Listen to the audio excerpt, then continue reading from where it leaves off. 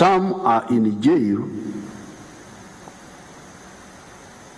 but the evidence to link them directly with the killing of Kawesi is still being worked on, although they are there for some other offenses. Some are already there, the killers of Kawesi. Some are already in jail, others are still outside, but the ones in jail, the police and the DPP need to get enough evidence to not only link them with other crimes, but also with the crime of killing Kawesi. Chigundu, the killer was arrested, and he's the suspect. You know, you lawyers, you don't say killers, you say suspects, because it's you know, the court is a theater. It's like a theater. You go there to act, even if you know that these are the ones you don't say so, because if you say so, you will be breaking the law. So I don't want to break the law, so please, suspects, don't go and say Museveni has said, so suspects, please, that's what I'm talking about.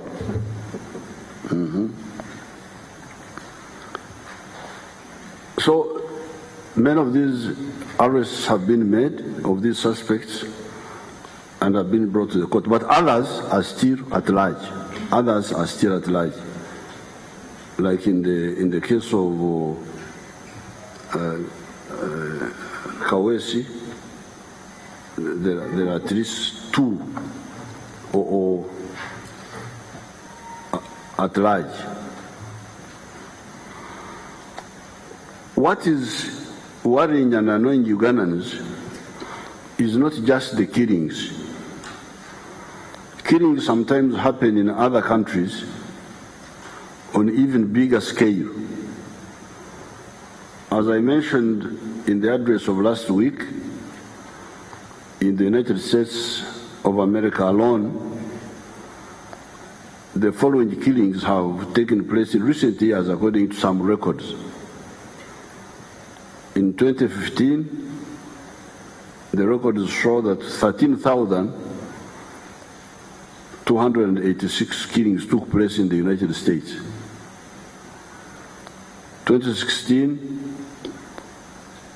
those killed were 17,250. 2017, 15,549. The part of the 2018 which you have covered, 10,129. The source of this information, which I have here, is Gun Violence Archive. This is where those figures came from. All these killings in the United States have resulted into the death of a total of 56,214 persons in those 4 years. Therefore, killings happen even in advanced countries.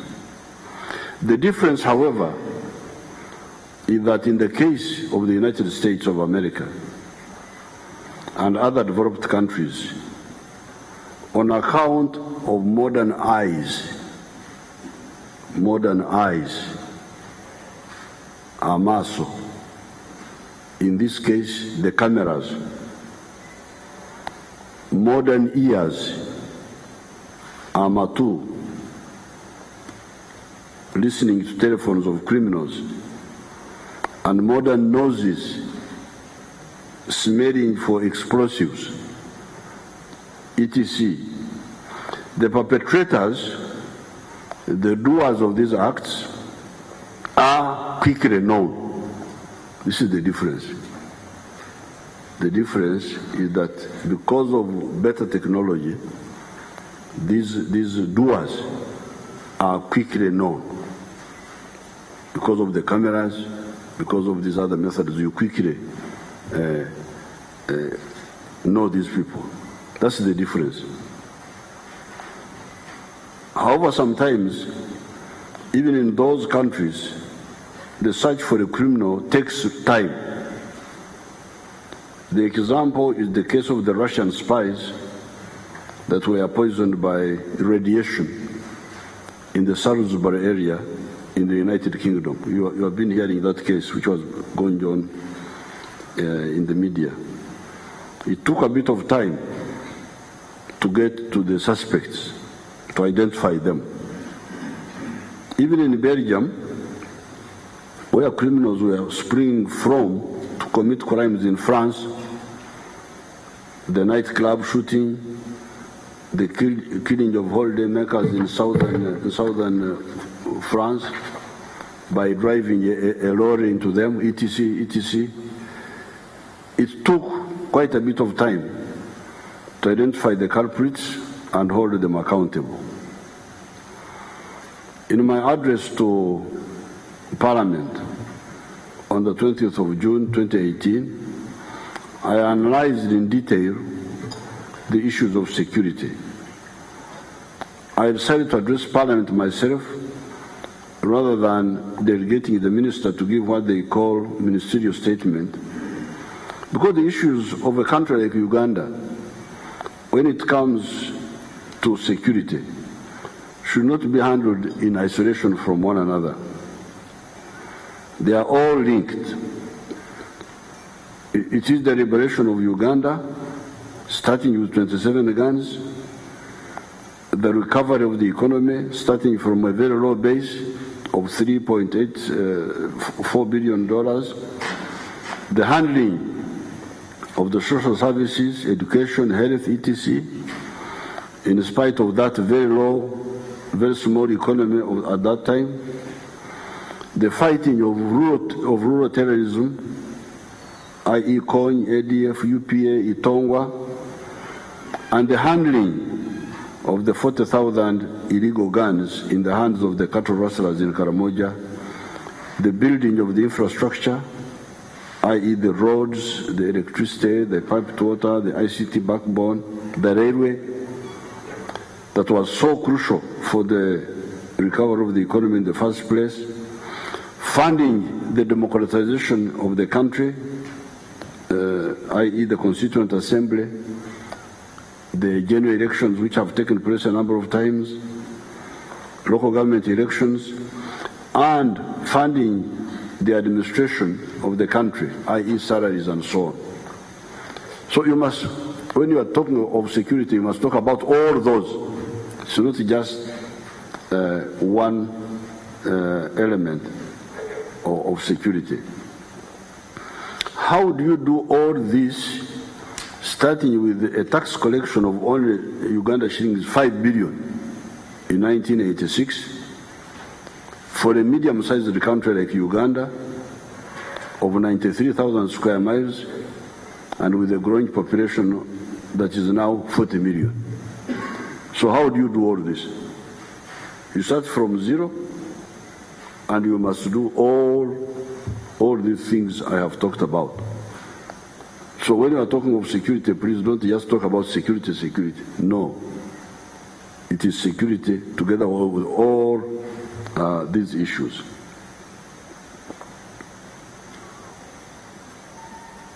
On top of all this, add a disloyal and corrupt civil service, which for historical and practical reasons you cannot and should not get rid of in a crude and hurried manner.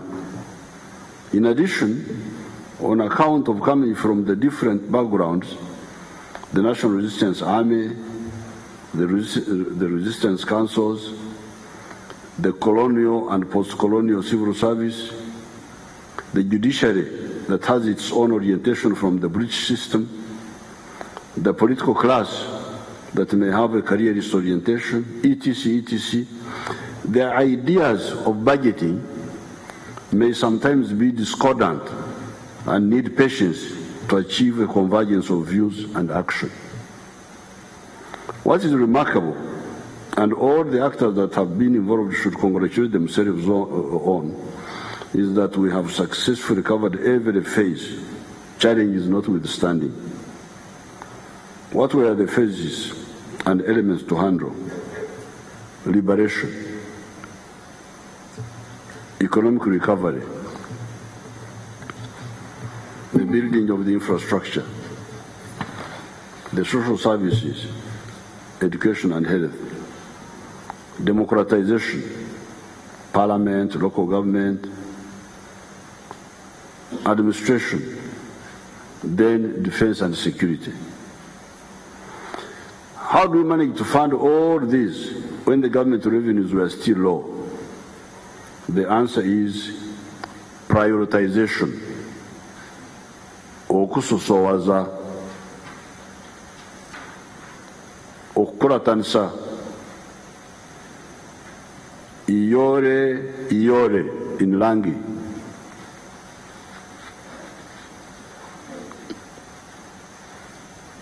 Teach kore tikore in Acholi. Ubata in Rugubara. This means that some of the areas are left unattended to, not because we do not know that they are necessary, but because we cannot do everything at the same time. You all saw our soldiers staying in the grass thatched huts of Mama Ingia Pori for a long time. That is how we were able to buy very good weapons that enabled us to deal with the very dangerous regional situations that were surrounding us. Had we made a mistake on that, we would have failed. I remember in 1979, when we were approaching Mbarara, we captured food stores of Idi Amin. That's where I saw tinned macaroni. I had never seen tinned macaroni. So the Idi Amin soldiers were eating good food, but they had no weapons to fight us. That was good planning. For us, we say weapons first, and human beings, and other issues later. When we have built 160,000 classrooms from the 28,000 of 1986, these are the primary schools, but have not yet built teachers' houses, is it because we do not know that teachers' houses, the teachers need houses near the schools? We have built a lot of classrooms, but we have not built teachers' houses. What does this mean? Does this mean that we don't know that teachers' houses are needed? We know, but we can't do both. When we have concentrated on immunization, but have not dealt with the health workers' houses, is it because we do not know the importance of those houses? No, sir, no, madam, no, mademoiselle. We know, but we also know that when you try to do everything at the same time, you end up doing nothing. If you try to be everywhere, you will end up being nowhere. That is the strategy and the discipline of the national resistance movement that has enabled us to convert the failed state of Uganda into one of the fastest growing economies in the world. Kamu kamu gwe Muganda, akwata empora atuuka wala, bugubugu simuliro. That is the line of the national resistance movement. Hence, on the side of defense and security, we concentrated on defending the borders, strategic defense, defeating terrorism in the rural areas, and ending the massive armed cattle rustling in Karamoja and the whole of the Northeast. Those have been achieved. That is how Uganda is an island of peace in this area and is also contributing to regional peace. We had, however, not concentrated on urban crime because it was not yet a major problem. how many vehicles did Uganda have in 1986? The figure was 27,000. 210 vehicles in 1987.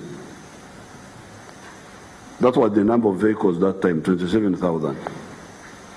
What is the number now? 657,000. This is the number of vehicles you are talking about in 2018. How many pikipikis did Uganda have in 1986? The figure was 4,187. How many phones, some of which could be used to coordinate crime, did we have in 1986? The figure of phones, as I've already said, was 28,000. I've already told you that the vehicles which Uganda today has are 657,000 from 27,000. Emotoka emitwaro nkaga mwetano mukasanvu olwaleero ogeraganya n'emotoka emitwaro 2 mu kasanvu omwaka 86. The pikipiki luli zaali 4,000 mu Uganda yonna. Kati pikipikis today are 1,063,000. Those are the pikipikis today. The phones were 28,000 in 1986. They are now 23 million. And some of these phones are used to coordinate crime.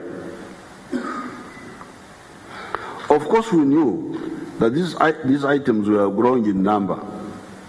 However, we did not anticipate that evil-minded people would want to kutokoza. This is a Nyankwere word meaning something bad. Like I always go with my cup of tea here. I thank the young lady for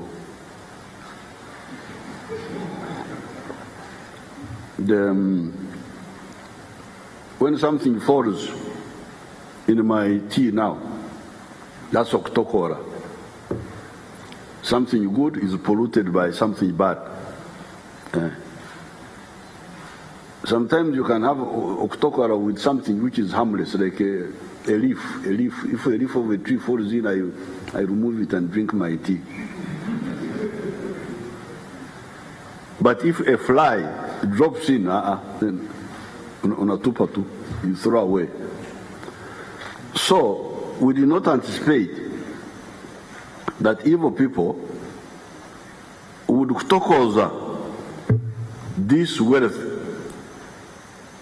because Ugandans had few vehicles, 27,000, they now have almost 700,000. They had a few pikipikis, they had 4,000 pikipikis, they now have 1 million. They had 28,000 phones, they now have 24 million.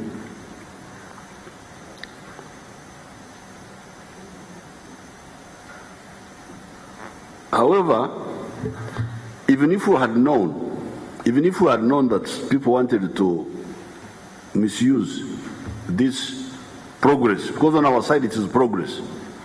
These big numbers of vehicles are progress. Even if we had known, we could not easily have dealt with all the challenges at the same time. By, for instance, concentrating on the electricity, the roads, the schools, the health centers, the wider society of Uganda has been able to see that transformation is possible. If we had made a mistake of concentrating on the urban infrastructure, including security, and not taking modern infrastructure to the rural areas, tarmac roads, electricity, the telephones, some piped water, would have been in very serious trouble. Because the people of country, the Karamojong had never seen tarmac road. They have now seen it. They spent days walking and coming back and see and stepping on it to see whether it will. The Karamojong have now seen tarmac road. They had never seen it in their lives. The people in Kitgum have seen the tarmac road. They have never seen it. The people in Nimure, they have seen the tarmac road. The people in Koboko, Kisoro, those Kisoro people. Bundubujo, you don't know where Bundubujo is. Bundubujo was cut off. You could not easily, it is only 47 miles from Fort Portal to Bundubujo, but it was such a difficult journey. Now, you just go there as if you are. We are now liberating the Kapchorwas. Kapchorwas, those Bukwo and the people of Bukwo grow a lot of maize and other things, but they must go through Kenya because they cannot easily come direct to Kapchorwa. So, if we had not invested in taking infrastructure up country and concentrated on this urban infrastructure, including security, would be in a lot of trouble. Yes, we have now problems, but we have got problems when our people up country have already tasted progress to know that, oh, we can also have a tarmac road. And we could not do all at the same time. We could not have done all of them. So even if we wanted, we wouldn't have been able to deal with this urban infrastructure of security earlier than now.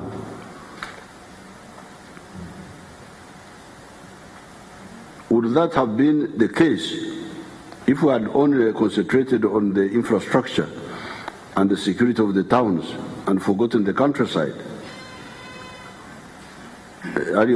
By, for instance, concentrating on electricity, the roads, the schools, the health centers, the wider society of Uganda has been able to see that transformation is possible. They all have seen that it is possible for things to change.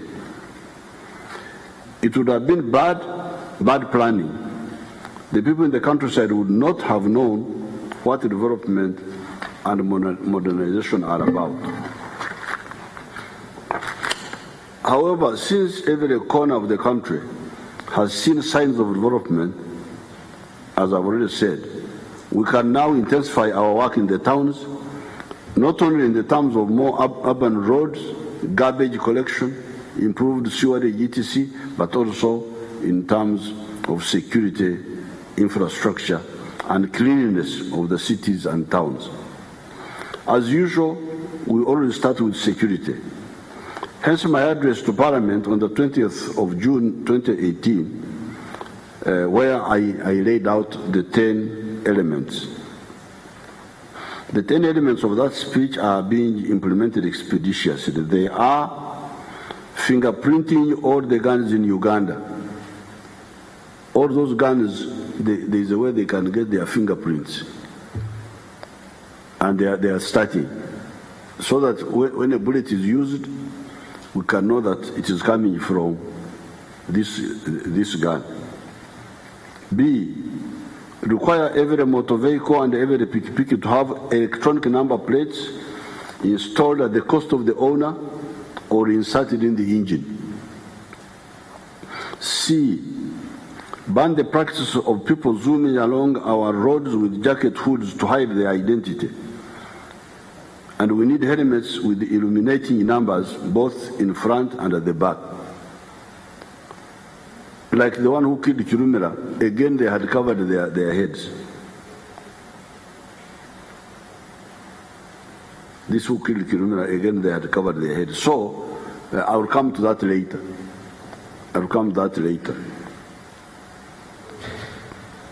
Installation of cameras in the towns, on the town roads and streets, and also along the highways.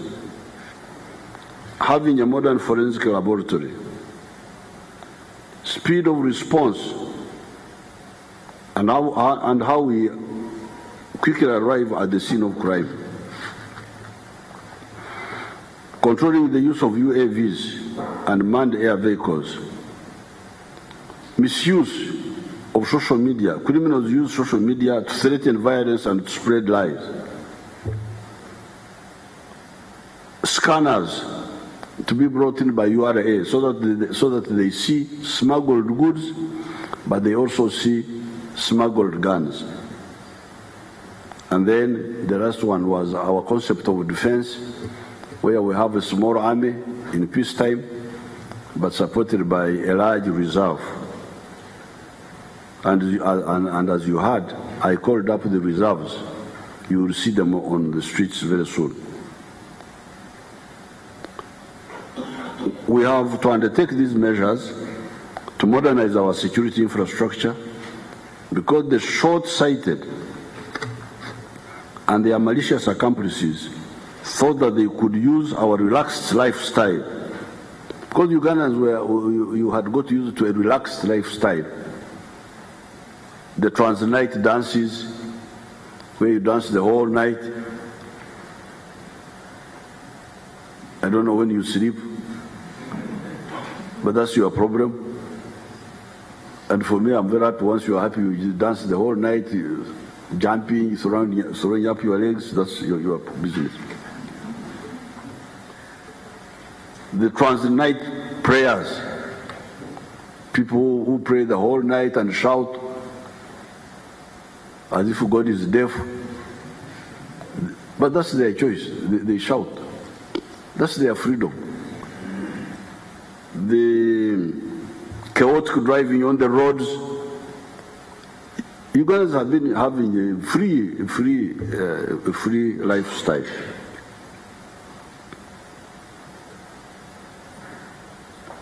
So these elements, malicious elements, thought to undermine this free lifestyle, but also our development. Hence our response, as was recapitulated above, and as was elaborated in my speech in Parliament. In the meantime, using even the old methods during the intervening month, while the new systems are being put in place, we can still defeat these terrorists. It is laborious, but it is possible. What should we do in the interim? Because we are putting the things in place, and since we are mainly importing these items from outside, it takes some time. And I don't want us, therefore, to continue losing people while we are putting these systems in place. So, what should we do in the interim? First and foremost, vigilance. Bulindara, okubera bulindara. By noting and reporting any new persons, motorcycles or cars that hover around your area, or you notice following you. The killings of the sheikhs, Kagezi, Chigundo, Abiriga, and recently Chirumina were obviously done by people who were either following them or waiting for them. There's no way a killer can time you if he's not either following you or waiting for you. There's no way. Because how would you know that? You remember I walked in here at exactly 7:30. So how would you have known that I would be here? Either it is pre-announced that Museveni will come here and you wait for me, or you come following me. So that's how you can detect these people if you are alert enough. Yeah. You can see somebody either following you or where the killer is waiting for, people can see him. So who is this one? This is not from here. Yeah. In the past, it was not a problem. People, Ugandans were not caring. But since we have this problem, I appeal to you to please notice every new face in your area and immediately inform the police. Say, there's a car here which we don't know. There's a pick here. Report to the police. So that's number one. Abantu kubera bulindala. The criminals will not, they always make mistakes. They always make mistakes. That's how we catch them. But in any case, there's no way they can follow or wait without somebody seeing them. Only that we have not been bothering to observe. Yeah. So vigilance can solve many of these problems. And once you alert, then we preempt, we act. Number two, quick coordination with the police.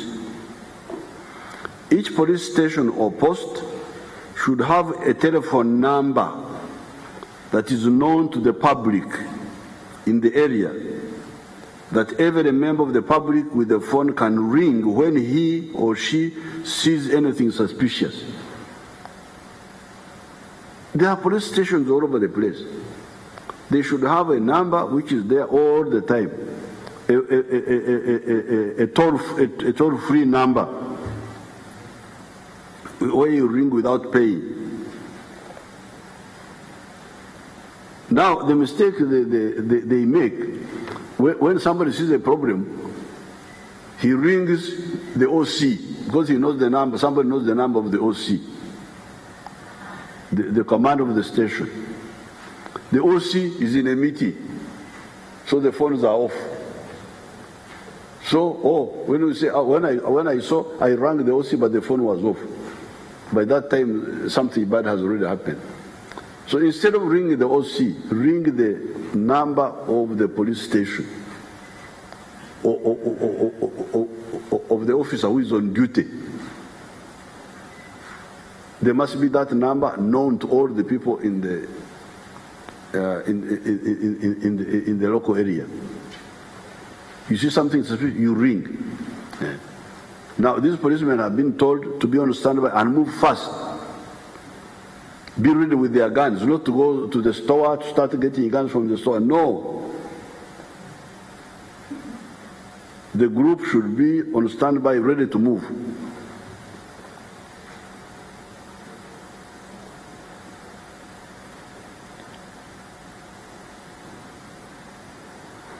That telephone number, which should be known to the public, should be for the personnel on duty at the police station so that the reaction is instant. That is how police and the Wananchi killed the notorious Chidawarime that had been part of the gang that killed 5 people on New Year's Day 2018 in the Masaka area. It was that coordination between the police and the Wananchi that helped the police to kill Chidawarime, the leader of the gang of Masaka, which killed 5 people on New Year's Day this year. On New Year's Day, 5 people were killed in Masaka, but Chidawarime was killed, and the whole gang is now in jail because of that coordination. When this incident happened, I went there. The people were very, very, very worried. But when I studied the situation, I didn't think it was so serious. I could see where the problem was. Like, for instance, the school in Iksojo, where the wife of the school owner was being attacked by these criminals, while there was a lot of noise in the trading center nearby, because this was New Year's Day, New Year's Eve. There was a disco. So the woman was making alarm, nobody was hearing because the noise was suppressing the alarm. That's what happened also with the Kirumira. The police didn't even hear the guns because there was the people were shouting in the church. There's a nearby church where they were shouting. The police didn't even hear. But in the Kisojo, the wife and the children were making alarm. Nobody was hearing, except one boy who had and came and threw a stone at one of these people. And that's how the group scattered and got disorganized. But in the meantime, the wife was ringing the husband in Mbende. Then the husband in Mbende was ringing now the regional police commander in Masaka. And the regional police commander was ringing the OC in Bukomansimbi.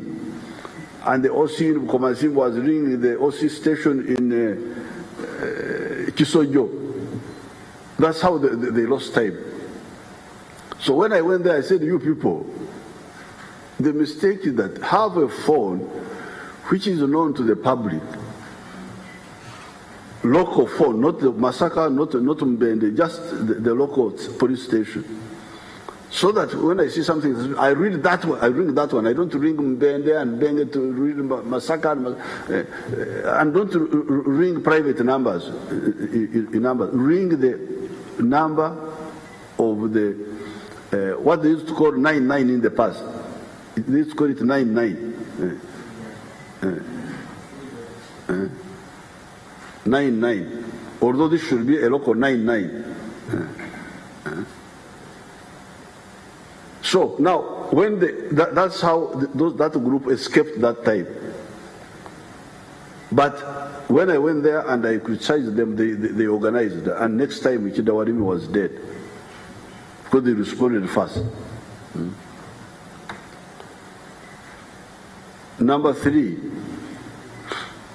efficient coordination within the police force itself, using radios rather than the slow methods of using the unprofessional mobile phones.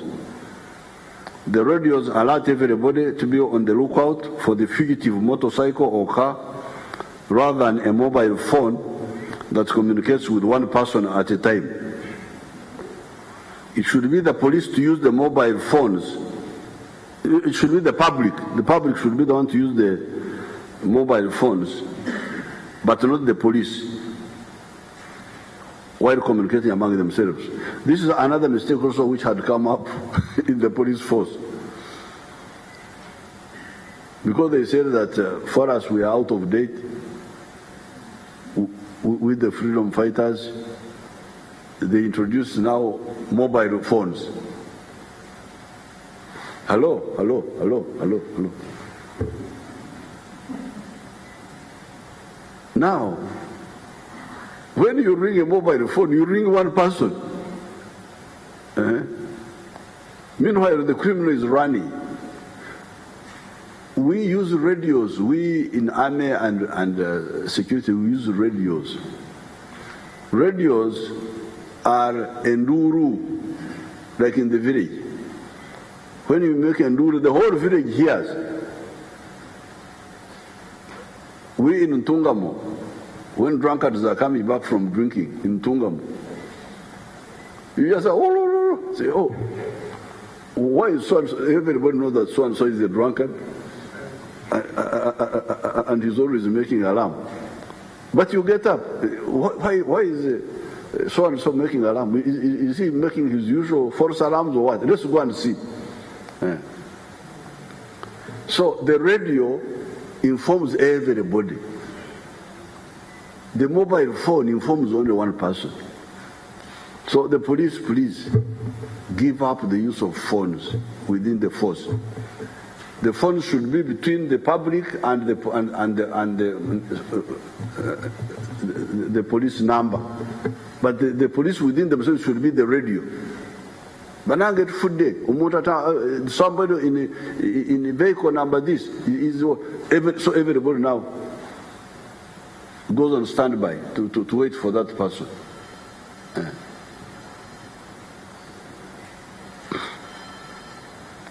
Number 4, the deployment of the UPDF or the reserve units, as stated in my address of last week, in the Wakiso, Kampala area, or any other area where they may be needed. So in the short run, before the cameras are in place and so on, if necessary, we shall deploy the LDUs, the reserves, and even the army. Number 5, there has been serious internal criticism of the intelligence staff that have been neglecting information from the public and justifiably labeling information sources as intelligence peddlers or not concluding investigations. Abasirikale okunywa mabana yiki, the security personnel to look down upon the information of the public. This is a very big mistake. Yes, they don't know how to write intelligence reports, a memo, I don't know what. They don't know how to do that. Somebody will come with information in a disorganized way. It is you to listen carefully and you get the essentials out of it. You cannot present information in a disciplined way. No, what proof do you have? Why should you have a proof? You don't have it. You are the one who is employed to have proof. Huh? Why do you want this one who has brought what he has had to give proof? When you don't have proof, you are just sitting there. Huh? And you are the one who is employed to get proof. You listen carefully to what he has told you. Don't discourage him. Don't back at him. Then you see how to organize it. The one are always very excited about they exaggerate. When we were fighting, they would come running to the camp. Oh. So it always say, how many numbers? What? But he has just given you information that something is coming. Now, don't say, how many are they? What? You go there and see them yourself. Because you are the one who is a soldier. I'm not a soldier. I've just given you information. They have poured.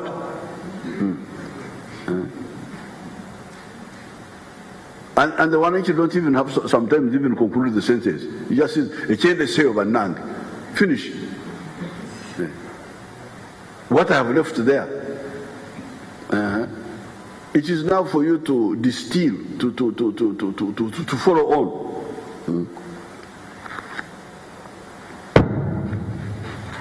Number 6, the purge of the criminal and corrupt elements that had infiltrated the police is continuing. The incidents of crime that have been happening expose these elements.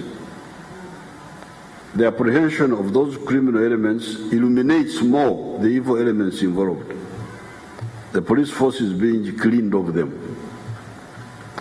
The other day you asked me a question, but I didn't answer it. The question of the hostility by some elements to poor General Odongo at the barrio of Chirumira. This was done by these indisciplined opposition members from Kampala. Because the father of Chirumira is a member of the NRM, the whole family is NRM. Chirumira was a very loyal police officer. Now these hooligans from Kampala here went to disturb the funeral, but we didn't want to cause an incident there, so it's good that it was handled the way it was handled. But it is true that there is hostility towards the police because the public rightly knows that the police had been infiltrated by by Kawukumi. You remember what I call it, Kawukumi? Emungwe. Banana weavers. So we are weeding them out. 7, the private citizens that are able should continue to install cameras in their homes or business premises. All this will help. Some of these cases will benefit from the private cameras. Some of these cases we are talking about, you'll be hearing the story. By the end of 9 months from today, most of the elements of the smart and safe city will be in place. Naroiso. What is the Naroiso?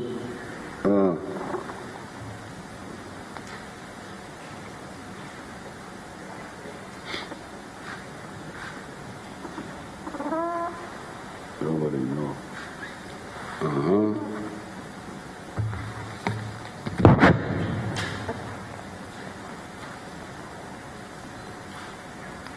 This concept of smart and safe city is not new. Other countries have already put it in place.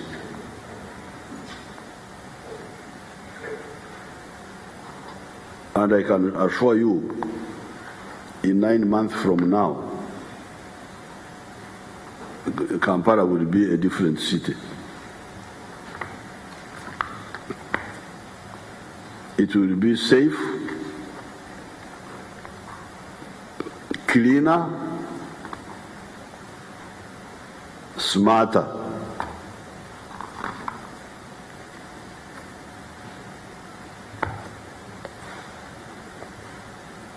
We can then scale down the reliance on the human intelligence and human observation, because the technical, the machine, means will be in place.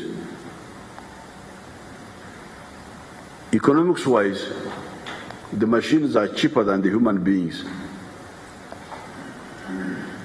This is because the machines don't have breakfast, they don't have lunch, they don't have supper, they don't need kindergartens for children and hospitals for the spouses. They are much cheaper. So we are going to rely on the human beings for a short period until we have the technical means, the machines in place, then we scale down the human beings. When you go to London, you don't see a lot of, now all these VIPs have escorts. This is a wastage. These people should be doing something else. But now, because the criminals are targeting leaders, we must protect them. We waste a lot of manpower. But once the machines are in place, we shall call all back all the policemen. You just go alone. And we just sit here in the central control and see what's happening to all these big people.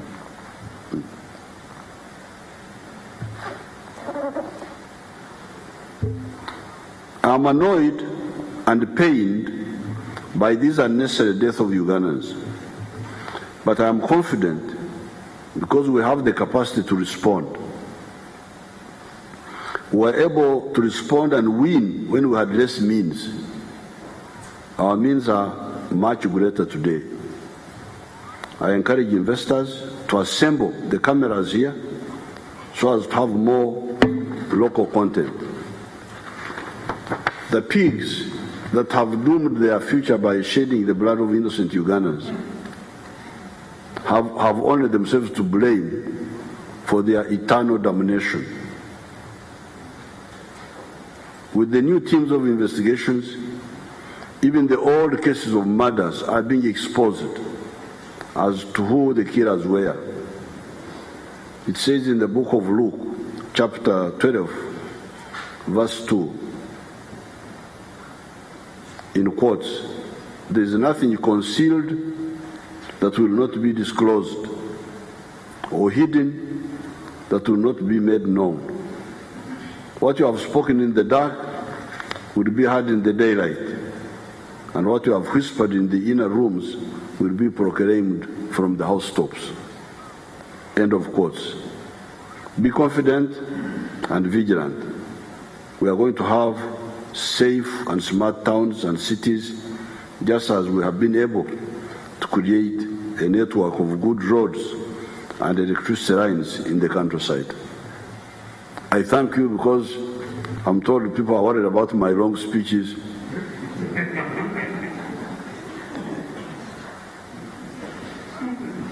And I'm being told that the Bazukuru, that one of them was writing in the papers that the Bazukuru only watch a game of 90 minutes. Afterwards, the Bazukuru can no longer listen. Too bad for the Bazukuru. Life is not about 90 minutes. Life is about a sustained struggle. So those who are misleading our children by pampering them in the wrong things should stop, because they are going to doom the future of our children. Life it means sustainability, not shallowness.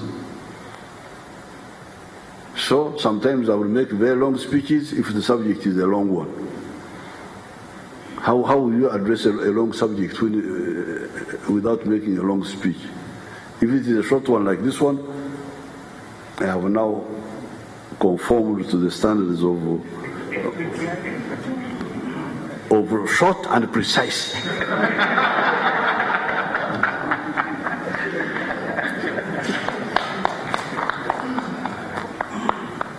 So I can answer your questions now. Thank you, Excellency, for that address. Let's ask questions in this order. Baguma Henry, first. Omlangira Kalema, Samson Kasumba, Ali Mivule, Mzanganda Yunis, Medic Dakaba, Patrick Onen, Diana Chibuka, Jimmy Uhuru, and then Lubega Francis. Please, let's use that microphone over there. And you ask only one question. Thank you. Thank you very much, Your Excellency, the President. I am Henry Baguma, UBC Radio. And first of all, Your Excellency, the President, happy birthday to you. I do understand. To you, happy birthday, dear President. Happy birthday to you. Okay, thank you. Okay, thank you very much, Your Excellency. I wish you longer.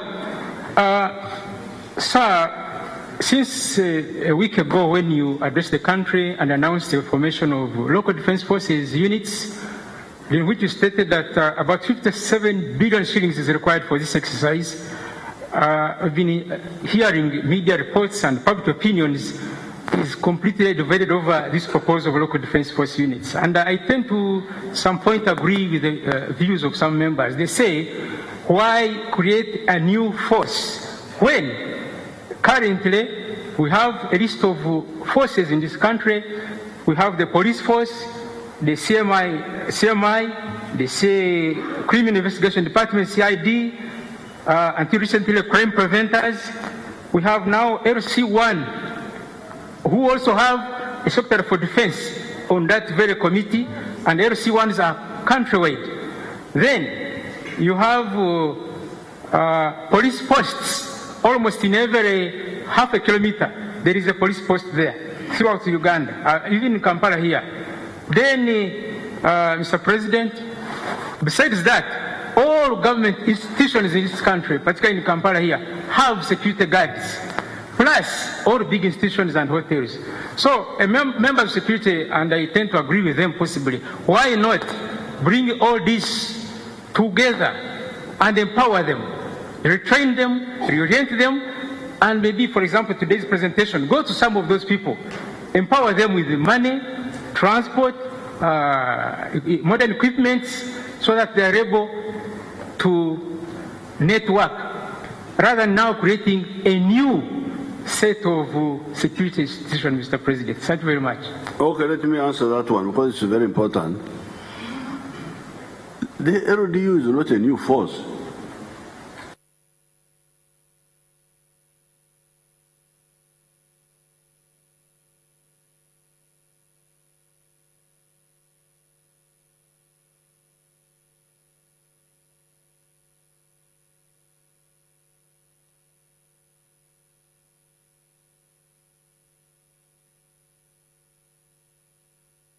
The LDUs are the reserves of the army.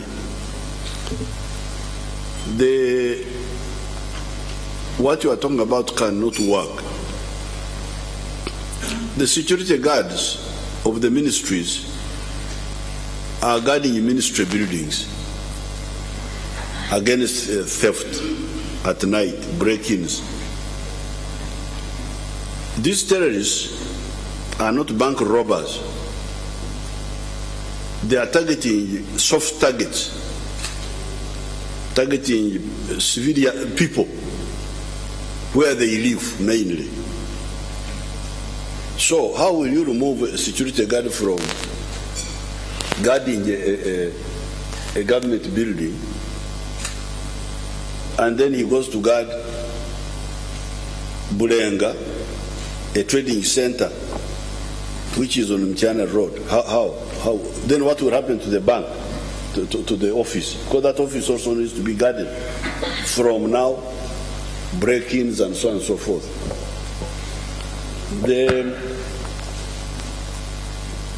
Yes, it is true that the police are colonial. This is that's their history. They are not like NRA. For us, we are different. They are colonial, but you don't kill your children if they are half caste. When you get them from a white lady, they are also your children. So these half caste, these policemen, it is true that sometimes they don't know how to maximize their manpower. Like for instance, Bulenga police station.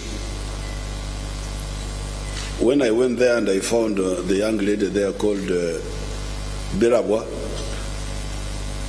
OC, I said, how many people do you have here? I have 21.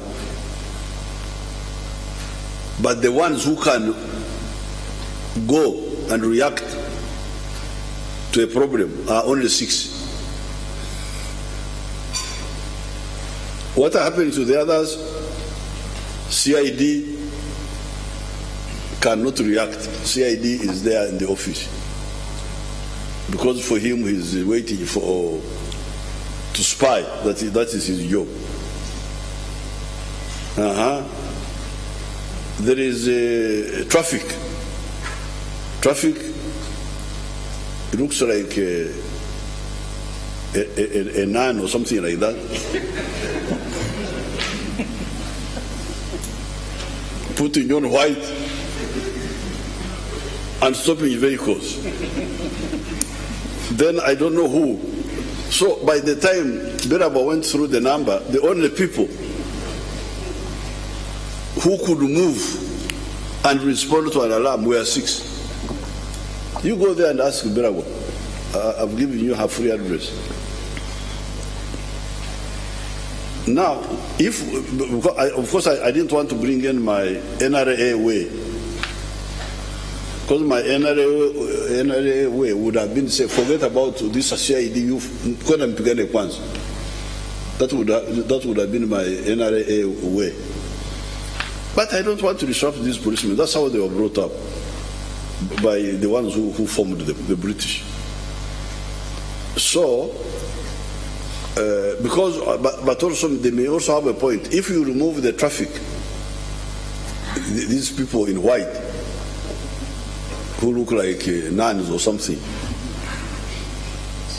If you remove them and you make them part of the police to react, what will happen to the vehicles? Will they not also cause another problem? The traffic. Because the Ugandans are not disciplined. When the other time I removed the traffic from the road because they were stealing money from people, the pedestrians made it worse. So that manpower you are talking about cannot really respond to this. That's why, therefore, we need now people to respond. The CIDs are there, the nuns, the ones in white are there, all those other people are there. There's fire brigade now. How are you going to take fire brigade from being on their vehicles to go and start chasing criminals? So let's have now more manpower to add to the six of Biragwa. So who can react now without destabilizing the others? That's really the issue, and without destabilizing the bank, because the banks need to be guarded, the offices need to be guarded. Here we are guarding mainly the population, really, against terrorists. So I think that is the LC ones have no army. They are just remember, these are also working people. The LC1 has got a business. He's not a full-time. Now, if you say you, the committee, the LC, become the LDU, somebody has got a shop, somebody has got a business, is he going to abandon those and become now a security personnel for the village? That's why we need to have free people, and fortunately they are there, the youth who are of good behavior, recommended by the village, whether they are crime preventers or not. Crime preventers are part of the reserve. Yeah. They will be vetted. If they are good, they are called up. This is a calling up. So those people who are saying what they are saying, they are not right. They are wrong. Second question. Omulangira Kalema and then Samson Kasumba.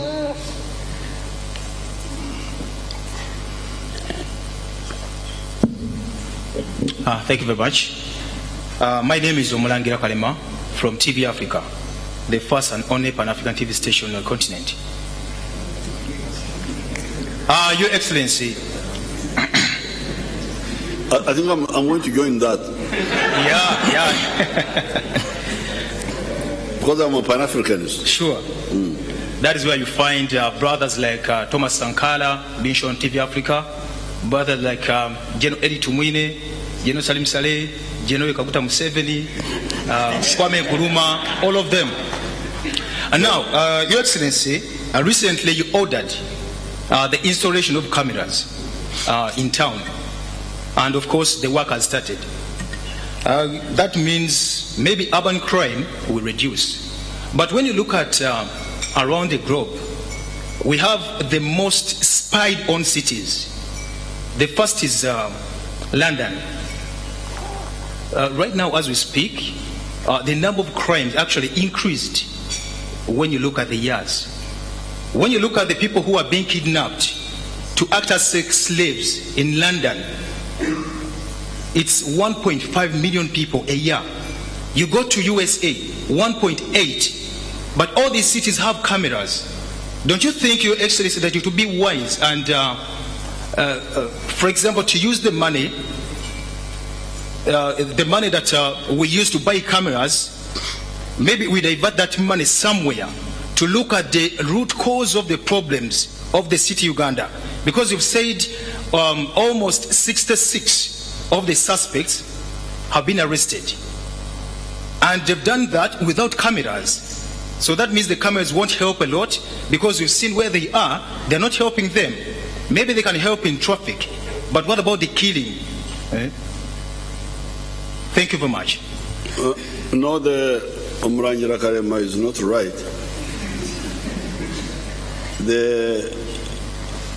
In the UK,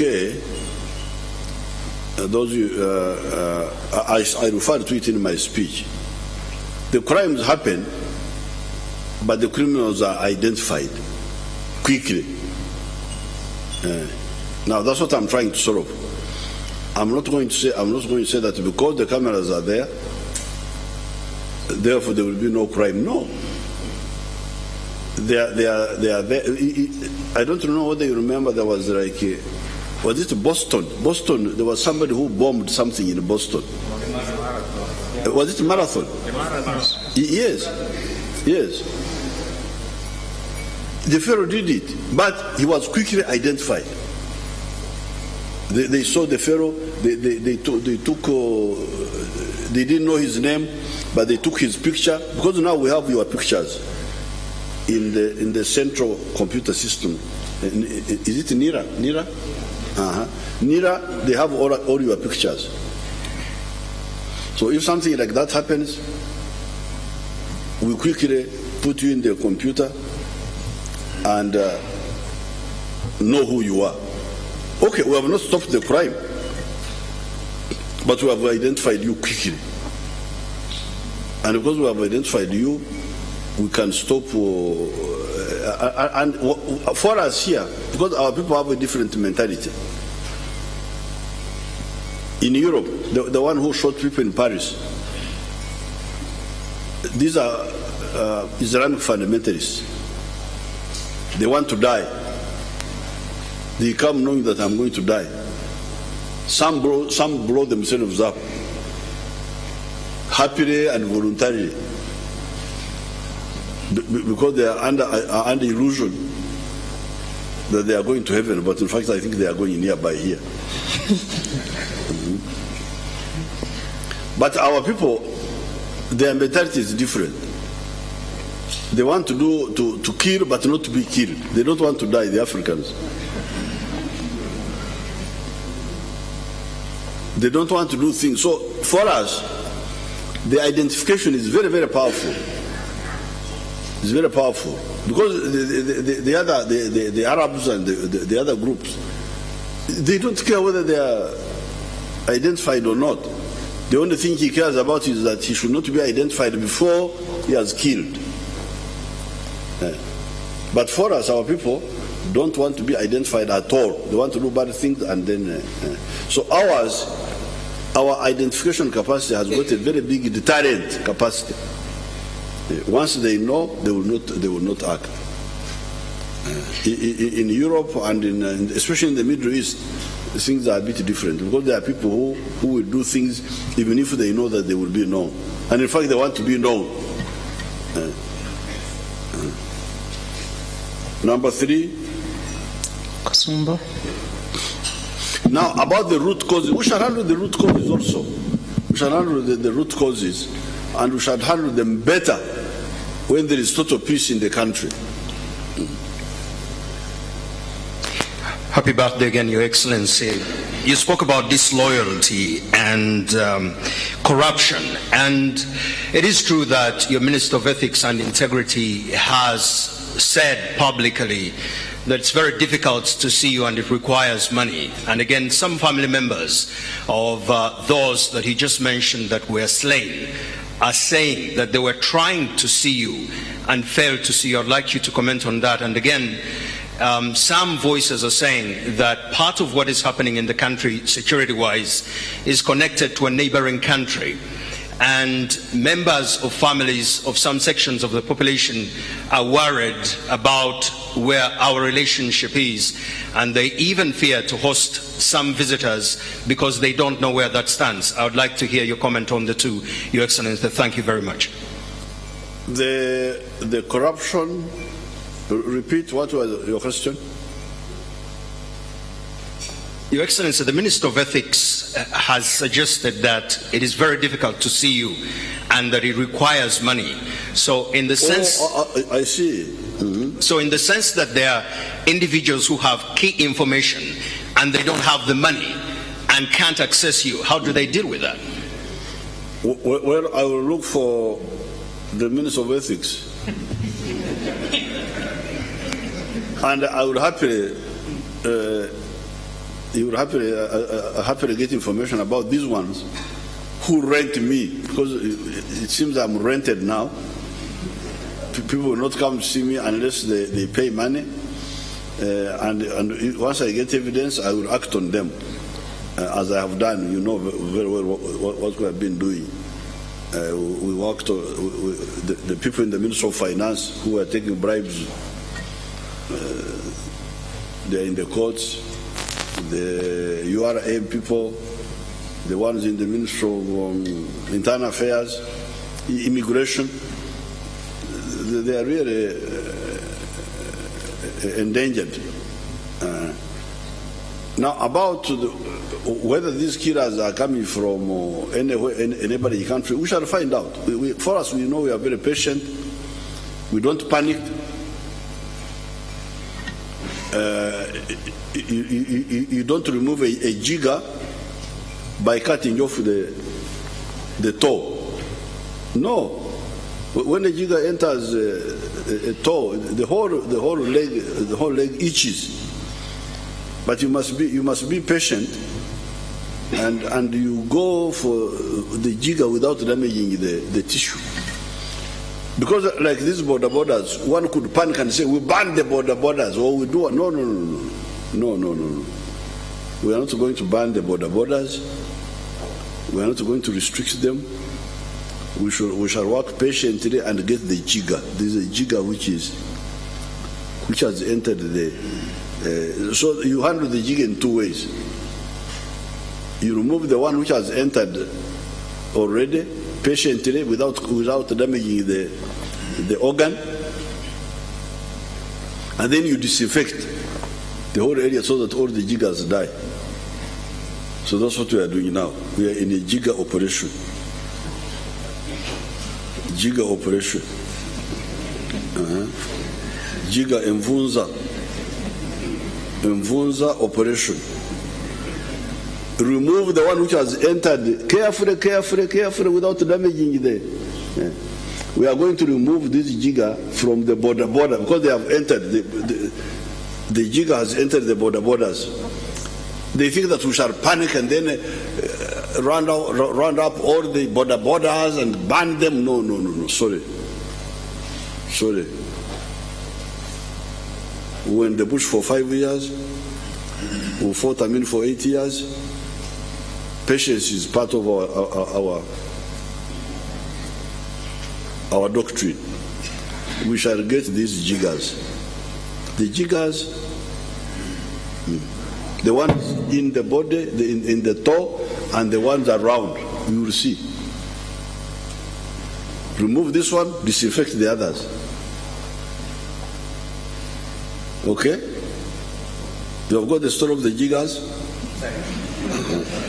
Very good. Thank you. Ali Mivule, NTV.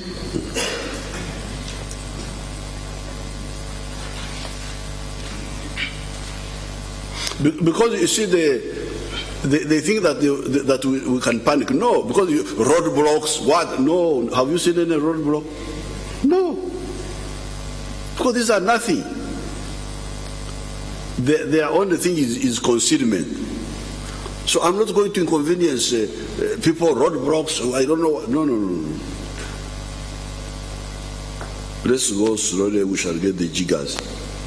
Just be vigilant.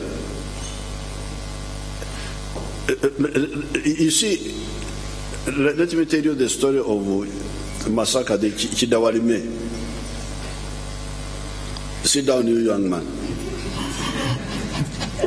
You see, when the other woman, the wife of the school owner, when she made alarm, many people did not hear the alarm because the disco was not allowing the alarm to be heard. But one boy had the alarm. So when the boy came, he threw a brick and hit one of the people who are trying to enter the teacher's house. He hit him with a brick. Now these thieves scattered now. When they scattered, one of them got lost. The others went killing people. They killed 5 people that night. They went killing people. The one they met on the way, they went killing until they killed Wargembe, the former policeman, whom they killed in his house in the presence of his wife. Then they went and killed somebody else in the bar, some other. Together, five people were killed. But the boy who had thrown a stone, which hit one of them, made one of them to lose his way. So the following morning, the villagers, when people were now aroused, they found somebody who was not from that area. Guani, this one, and you know the villagers' issues. They just killed him, which of course is not correct. But since we have got so many things to deal with, what do you do with that? So we said to Banange, we've got so many things to deal with. These villagers, Mbareke, that's their culture. But now, just the brick, you see, that's what I'm telling you. These thieves are very easy to deal with, these criminals. The brick now made this fellow to lose his way, and when the villagers, they shouldn't have killed him, they should simply have arrested him. But that's their own mentality. We need to work on them. Now, when they killed him, he had a phone. So from the phone now, so you can see, just some little vigilance, we shall get these people. They are taking advantage of lack of vigilance. We are too relaxed. We are very happy people. We don't. The government is not oppressive. They say I'm a dictator, but I don't know how I dictate. I must be one of the best dictators in the world. The nightclub, people are going, the discos, the other church in Yanakaseri doesn't allow me to sleep. This is how Uganda is. Total freedom. And anarchy, but freedom within anarchy. So,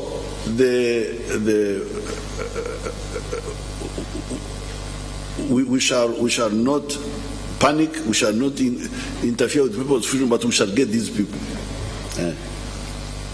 Get them without roadblocks, without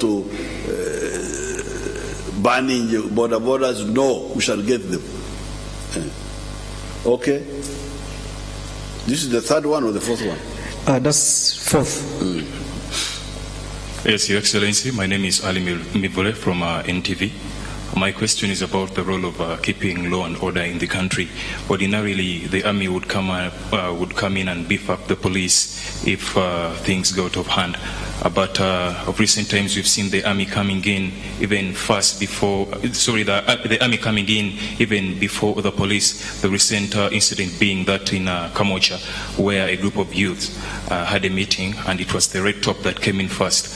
Does this mean there is some incompetence within the police force, or does it mean that the army has taken over the role of keeping law and order in the country? Thank you very much. No, first of all, the police, the numbers are not yet enough. The police, according to international policing ratios, you should have one policeman for every 500 people.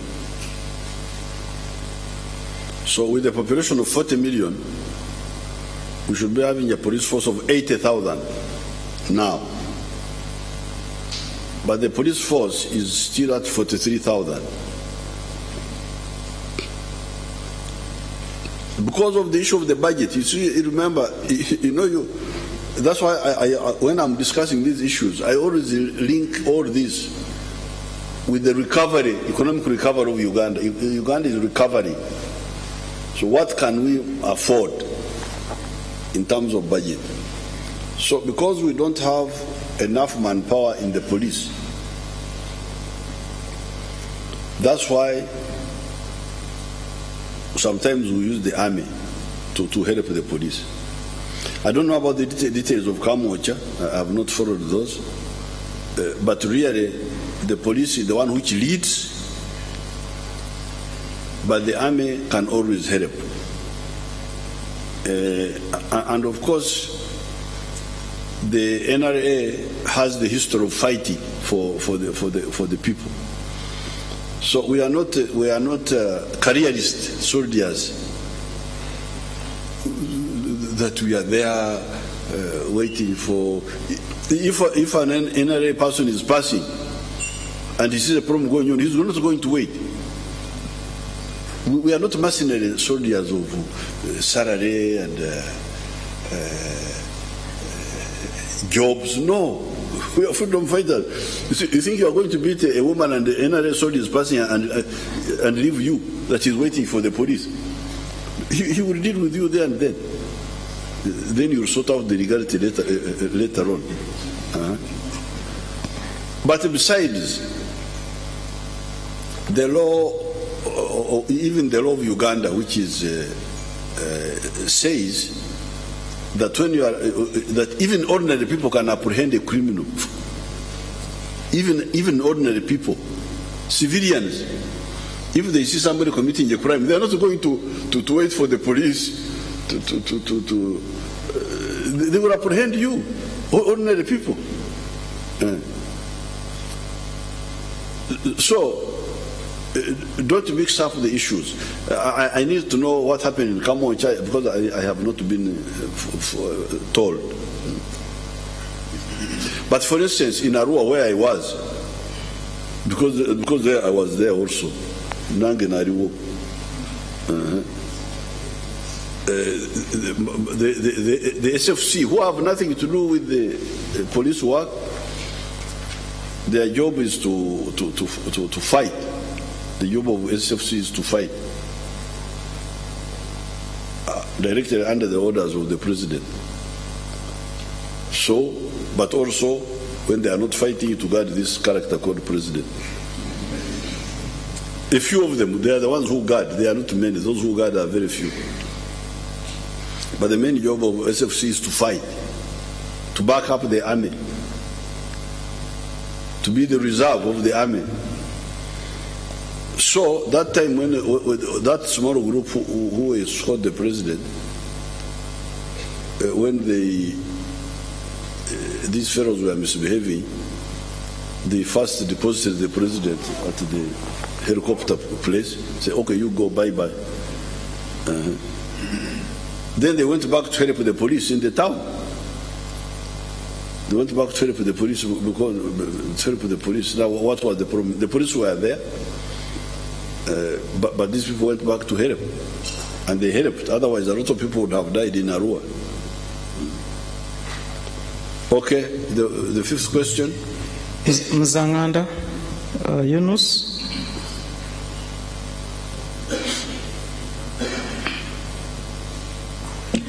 Your Excellency, this man has put on weight. I think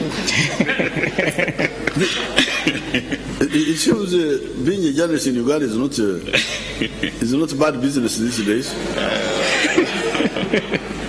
This one used to be very small. Your Excellency, I'm called Nsubuga Chwaliaga Muzanganda. I work with MBS FM and Smart FM. Your Excellency, there has been a talk in the country that there are a section of high-ranking officers who are being appointed, that they come from just one region. So what would be your take onto that?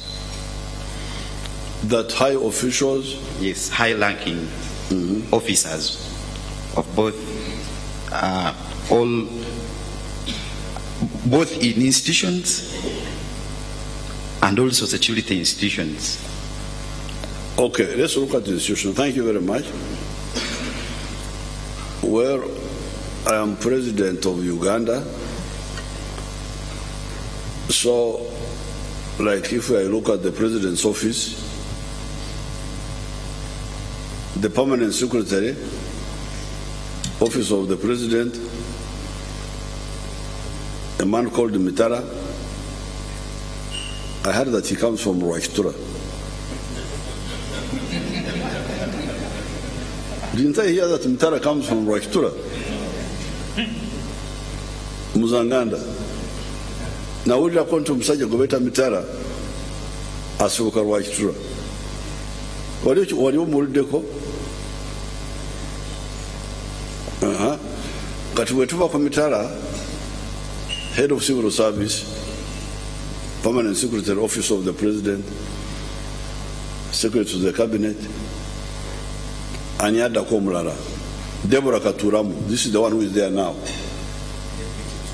The one who used to be there was, the one who died was who? Lukone? Lukone. The one who died was, who was the deputy was Lukone, was from Machori. Lango, huh? Achori. But now it is Deborah Katuramu. I think Katuramu is also from Rwaikitura. Then we go now to the Minister of the Presidency, Mbayo. I think Mbayo is also from Rwaikitura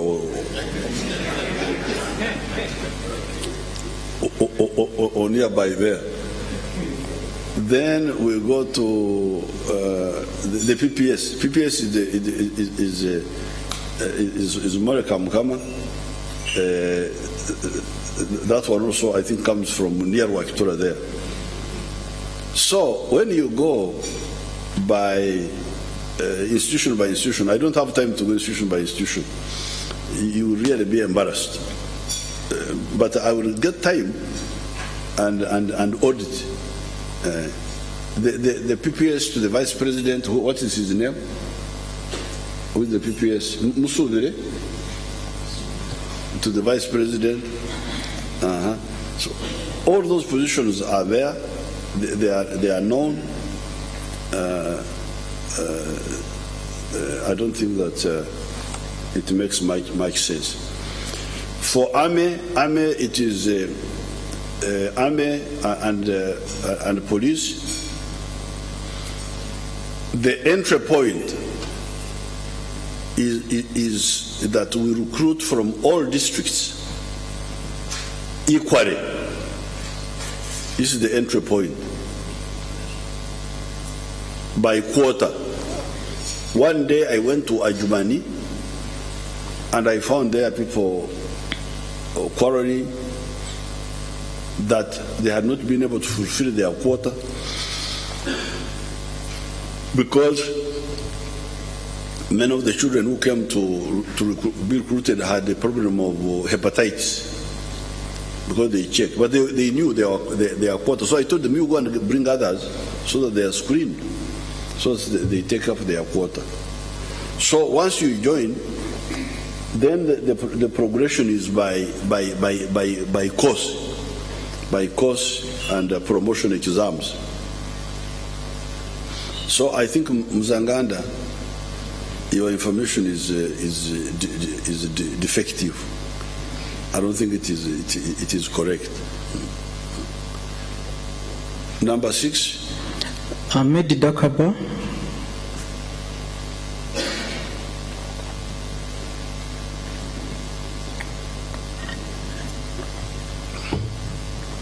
Good evening, Your Excellence. My name is Medi Dakaba. Kodomi Wasabalwanyi from Soga. Very good. Those of Soga gave me a good daughter. Yes, sir. My daughter Kenyana. Yes, sir. Your Excellency, this address is being watched on all the televisions in Uganda and listened to all radio stations in Uganda. I am very sure that even the killers are also watching with notebooks, indicating that whatever you've told us has been captured by the killers, and the indisciplined opposition politicians, as you stated. Your Excellency, I have a fear that there will be some misuse of the telephone calls you are suggesting to be put on the villages.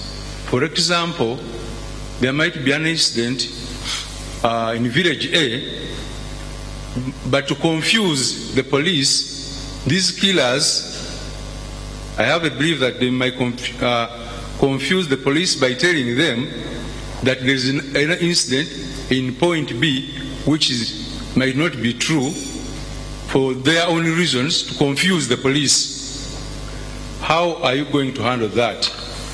Then for the indisciplined opposition politicians, whatever you tell the public in a gathering like this one, after a day or two, they also come up with the press conferences, they come on radio and TV and pour water to whatever you have told the gathering. One day, the Prime Minister of Uganda suggested that you would call and have a sitting or round table with the people who are interested in the presidency. Yagamba nti tuula n'abaagala entebe yo muteese. Your Excellency, don't you think that this could also be another security measure? Thank you very much. Well, the abaagala entebe y'obwa president, the ones who want the chair of the president bring competing program, competing manifestos. You see, the presidency is not negotiated for. The presidency is competed for. The ones who want to lead are people who presumably have ideas. I hope they don't want to lead without ideas. So if you want to lead with ideas, you say, my idea, our ideas of our party are the following. And the other ones also say their ideas.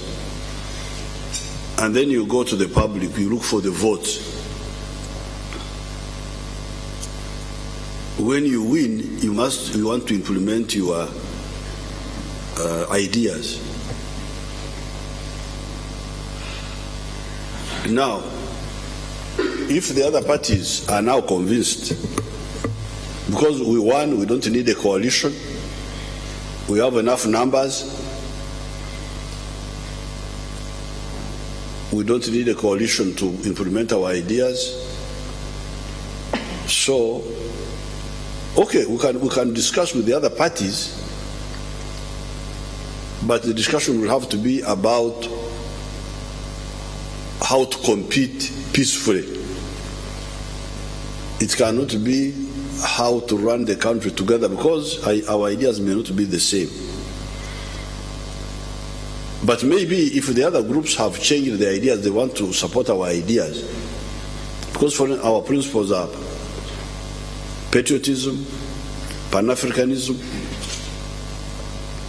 socio-economic transformation, and democracy. The only thing we share with most of the others is democracy. But the democracy of theirs is indisciplined democracy. Ours is disciplined democracy. Even there, we don't really totally share. So, I will look for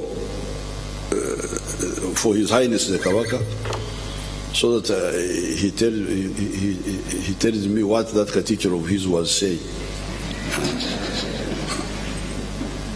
But on the issue of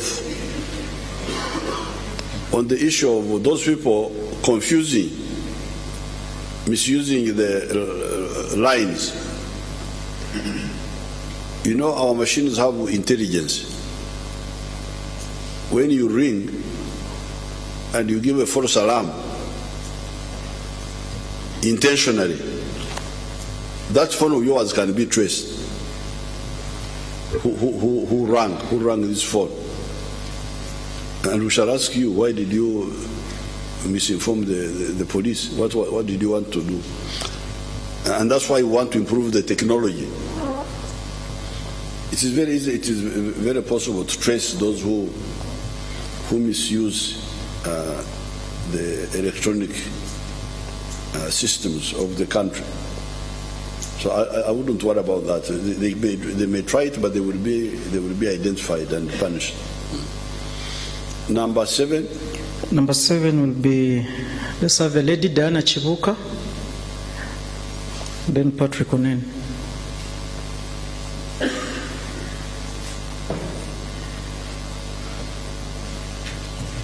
Thanks a lot. Your Excellency, I'm Diana Chibuka. I work for CBS FM. I stay in Entebbe. I've grown up here. I'm working here. You work for? I work for CBS FM. CBS. Emanduso 89.2 for the youth side. I begin with a quote. I'm quoting Dr. Sylvia Baluka Angboa. Over the pig stuff, it has become a question of interest. She says, she's a veterinary doctor, as Uganda Veterinary Association, she says, we as veterinary doctors, on the issue of pigs being used to court bad people that shoot people, we are not in line with it. It's against animal rights and freedoms. We, as veterinary doctors, we kindly ask the politicians that use the word to withdraw in order to respect animal rights.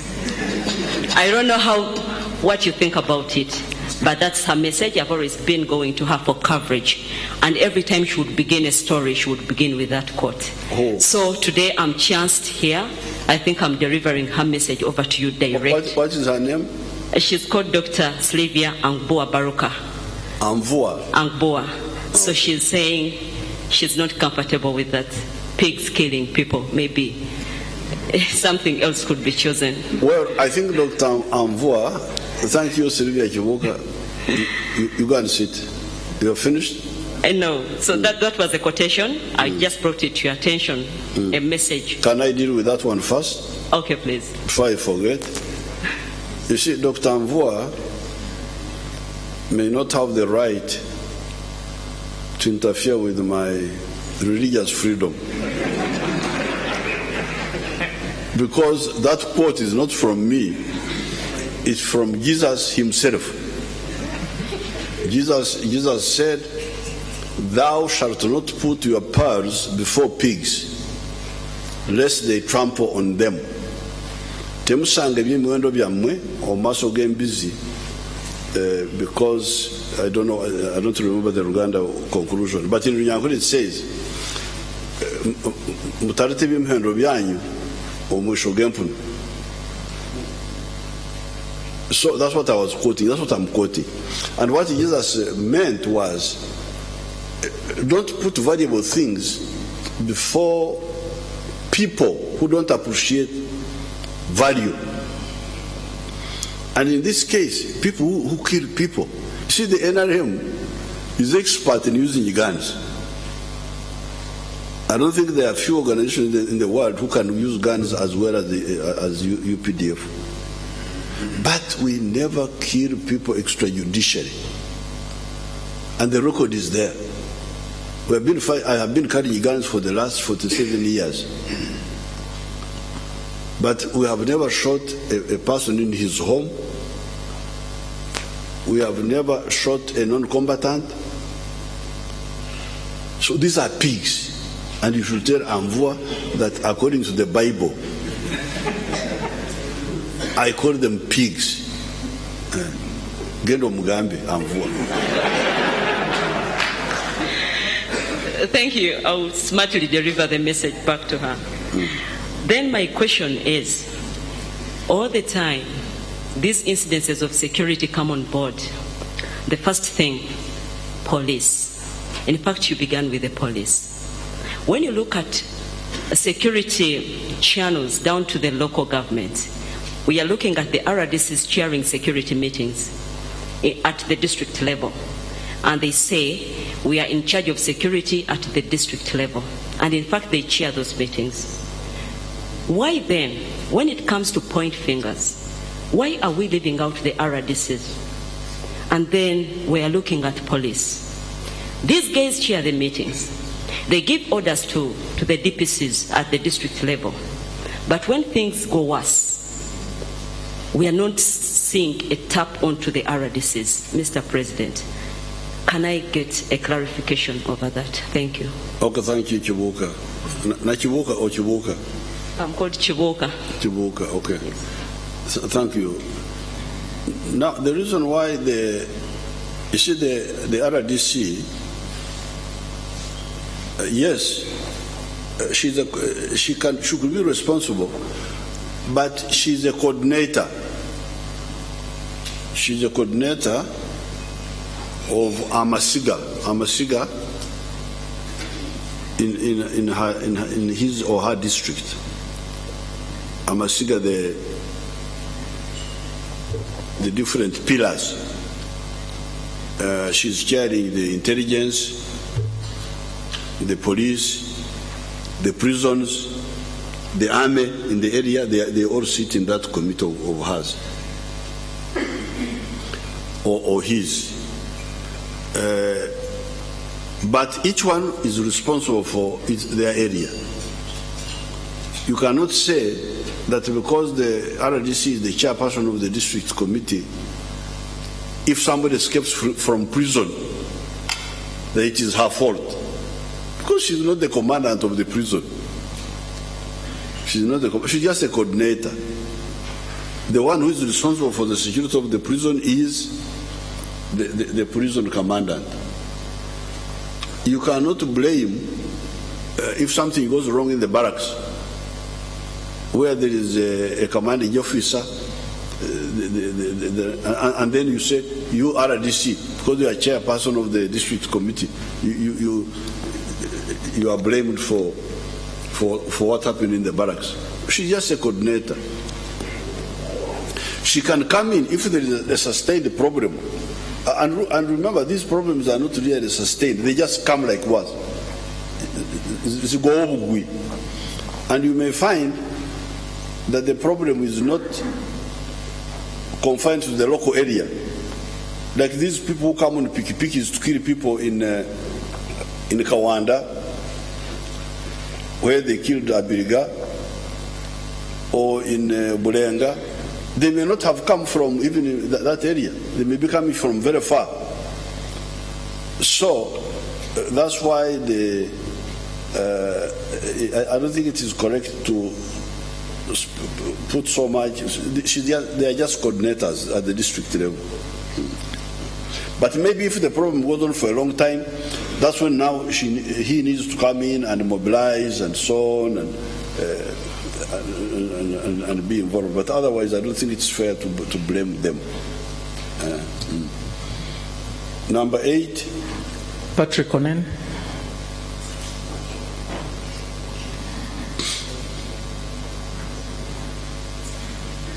Yes, good evening, Mr. President. My name is Patrick Onen. And regarding the question of my Mkodome from Busoga, that the opposition pour cold water on what I say. Fine, they may pour cold water, but I also pour hot one. so we shall continue. And the public are there listening. And in reality, we're also there now, because now these people have staked their plans on killing Ugandans in order to discredit the NRM.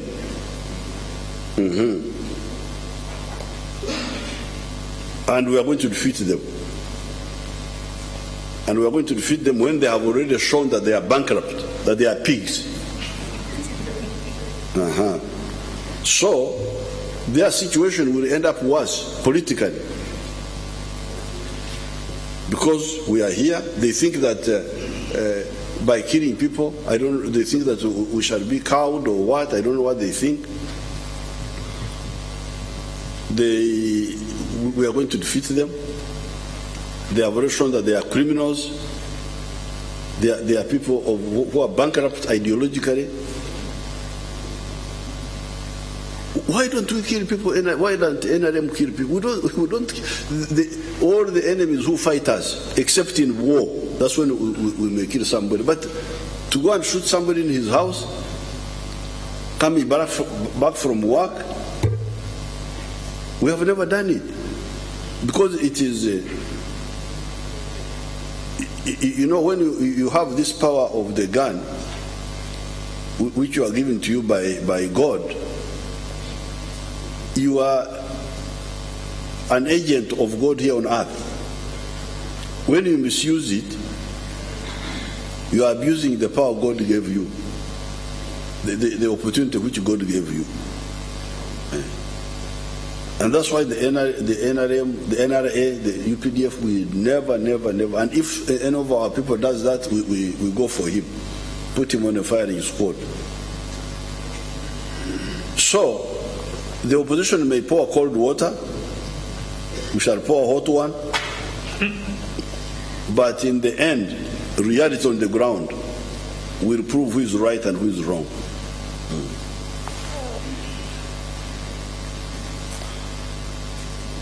Mr. President, my name is Patrick Onen.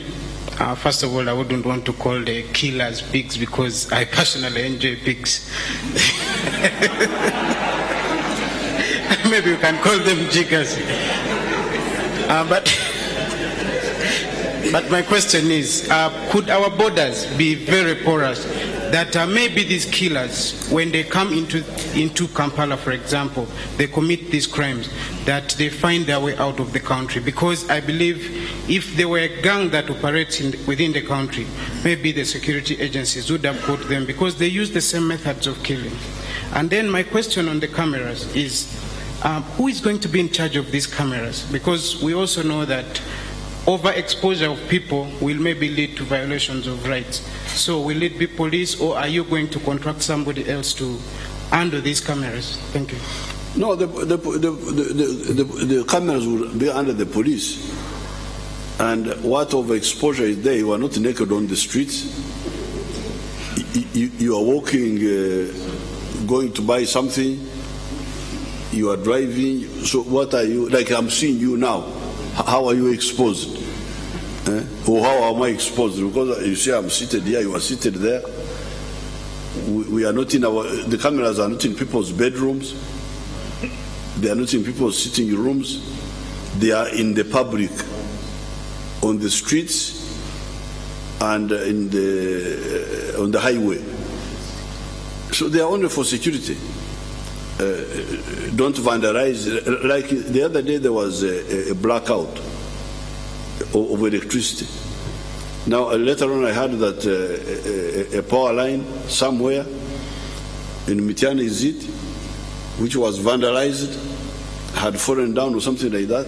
So these cameras will stop all those bad driving, vandalizing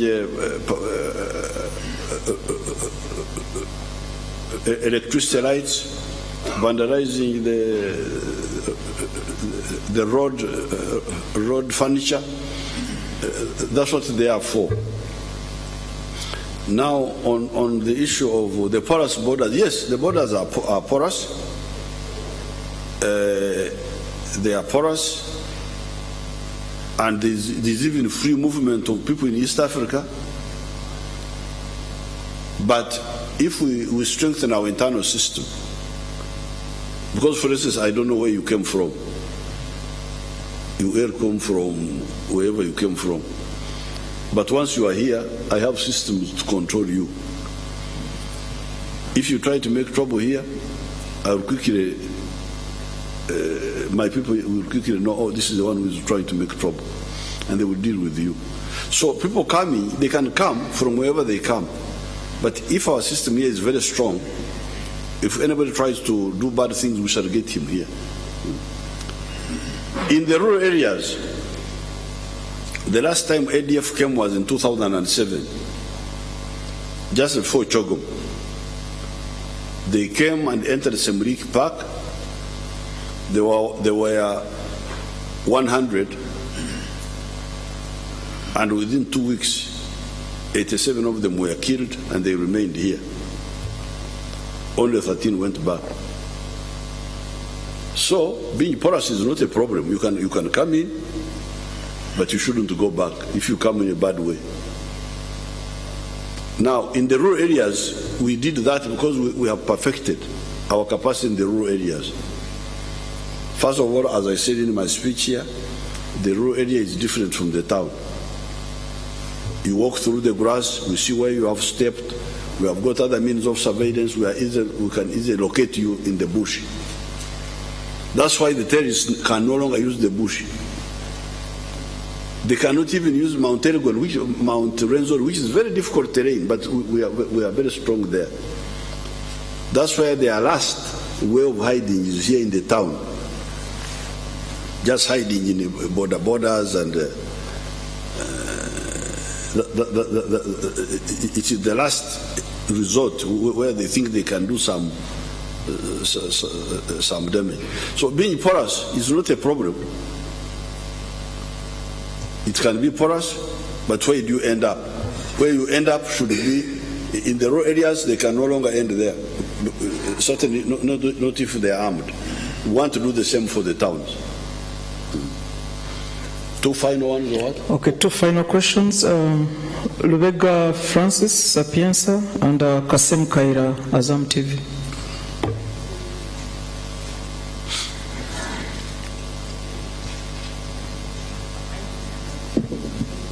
Thank you so much, His Excellency. My name is Lubega Francis. I work for Radio Sapienza, Zambia. My first question is... Only one question, please. My colleague hinted on it, but I wanted to elaborate more on it. There is a new wave of people power in the country under the lead of Bob Wine. In case of any chance, are you willing to engage Bob Wine for a talk or a dialogue? Secondly, you mentioned about the problem of night prayers and then discourse. Are you proposing or suggesting that there should be measures put to regulate this night discourse and prayers? Thank you. No, I don't want to. Of course it would be good because this noise disturbs people. So I think we shall have to discuss it with those involved. I don't know why they can't minimize their noise.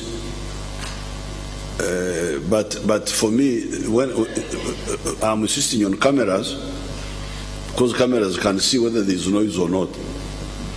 That's not a problem. So the noise issue would be different. The noise is only important to hear alarm, to hear the bullets. But if we have got other means of detecting, like seeing by camera, then the noise doesn't affect anything. About dialogue with any of the groups in Uganda, this is no problem. We always have dialogue with under IPOD. You remember IPOD? Dr. Rugunda, would you like to say something about that? You can use that program.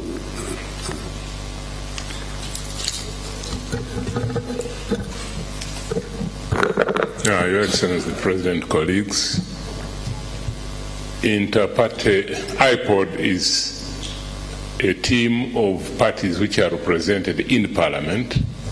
They meet at regular intervals to see how best to work together, not only in Parliament, but as political parties, and see how to work for the common interests of the country. In addition to IPOD, there is the National Consultative Forum, which is a body for all the registered political parties in the country that meets also regularly, discusses issues. At the moment, the Prime Minister, the Chairman, and Ndugu Amanya Mushega of FDC is the deputy chairman. That one also works closely to try and harmonize and resolve issues and champion the common interests of the people of Uganda. So that is summary, Mr. President. Thank you. But about people's power, I think those people are not informed. The people's power was demonstrated recently, because you remember recently we had LC1 elections. What did they call that? Mr. Was it who? What, the one who was asking? Rubega. What did you call that?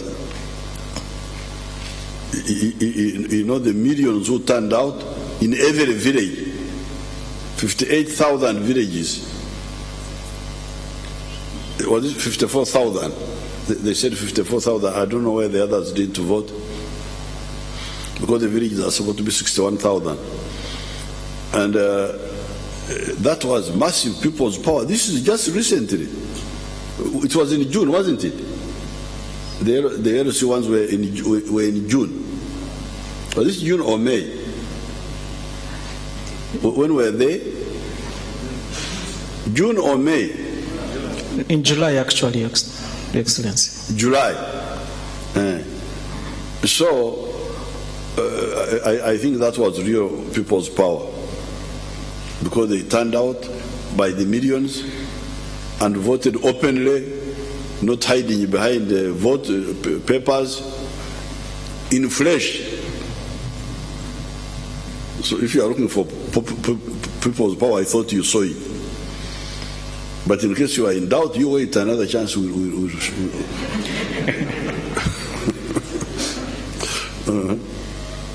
Excellency, Kasim Kaira from Azam TV. And then there were the women councils. The women councils, again, they showed up. You, the media, you really, you are deceiving yourselves. And I'm sorry for you. But I'm not responsible for your spiritual affairs. Otherwise, I will feel very sorry for you. Because even in these by-elections which go on, as I said in my speech the other day, since the general elections, we have had 35 elections or by-elections, and NRM only lost 4 by cheating, which are matters in court. But the way you present it in the papers, you really deceive yourselves. I wish you good luck. Katonda Jari. Your Excellency, Kasim Kaira from Azam TV. Your Excellency, from Azam TV, Tanzania. Azam? Yes, Azam TV. Iko wapi hiyo? Iko Dar es Salaam, na ulienda kuizuru mara ya mwisho ulipokuwa kule. Oh, ndikwenda huko? Naam, ulizuru viwanda vya Azam TV, vya Azam. Azam ile mo ya Bakhresa. Oh, okay. Naam. Now, my question, Your Excellency, is regarding, during all my school days, we used to have class monitors. And as a plan B, the class monitor would always have a sheet on which he would write names of naughty people. Whenever a teacher turned up and said who was making noise, that is the quickest list that the class monitor would always get out and present to the teacher, and these people would get beaten up. On the issue of security that you have been addressing, there is the issue of suspects and the arrest of suspects. There are hundreds of people languishing in prisons for crimes they have not committed. They are part of that list that is always present, that is picked up whenever an opportunity comes up. We've had endless cases of people who have gone to court and evidence has failed to come up. I think this goes to police and in terms of how they carry out their investigations. This has affected people's view of the government, especially when it comes to the administration of justice. Your Excellency, in terms of improving security, there has to be a way of investigative ability that would allow the right suspects to be taken in. There are people who have been released for no cases, yet the damage they have suffered in their lives cannot be taken away. What can be done? What is your government doing to ensure that the right suspects, while we are investigating, are picked up. But that's exactly what we are doing. Because when we talk of technical means of investigation, it's because we want to use or minimize the human element, the element of to tell lies about somebody. Because if your picture was seen in the act, what would you say? It would be very simple. If your voice was heard, if your fingerprints were seen. That's why really what we are doing now is not only for security, but also for justice, so that people are not victimized. Because when the police is under-equipped and has to rely on human information and all that, you can get some of those mistakes. That's why we want to really modernize the investigation side of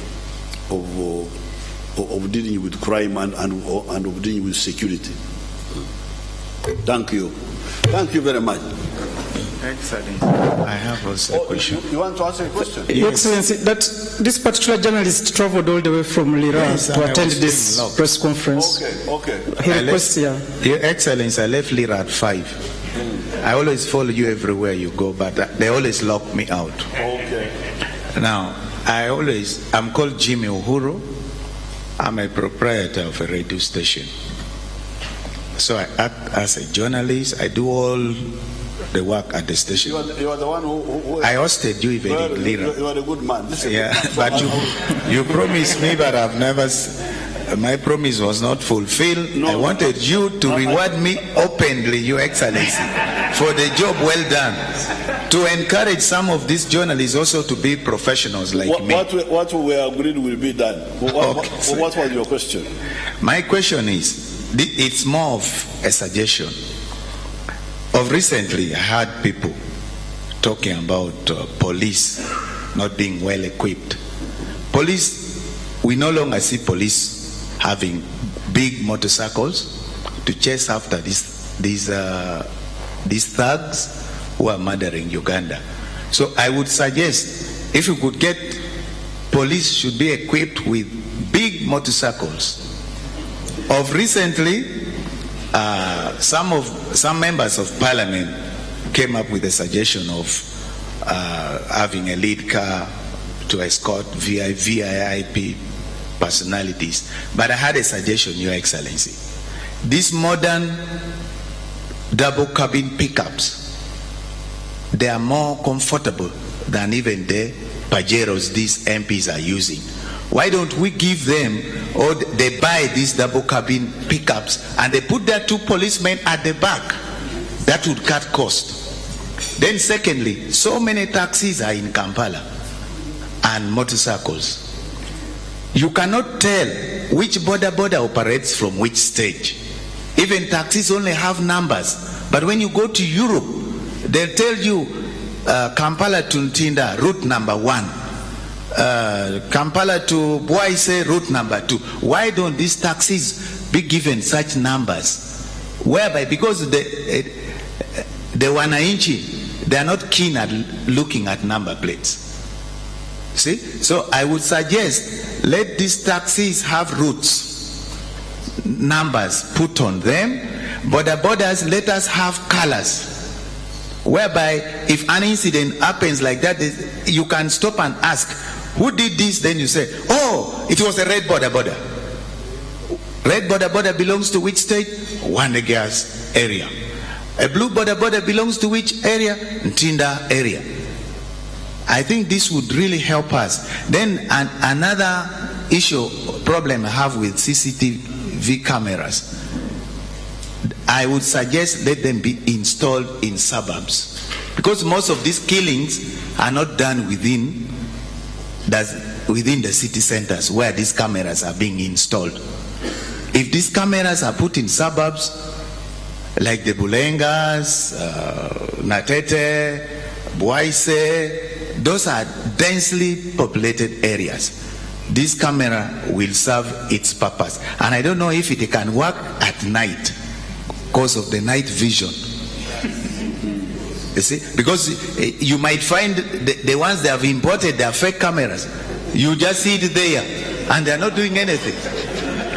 You see, because Ugandans are known for importing fake things, you might find the cameras is somebody's business.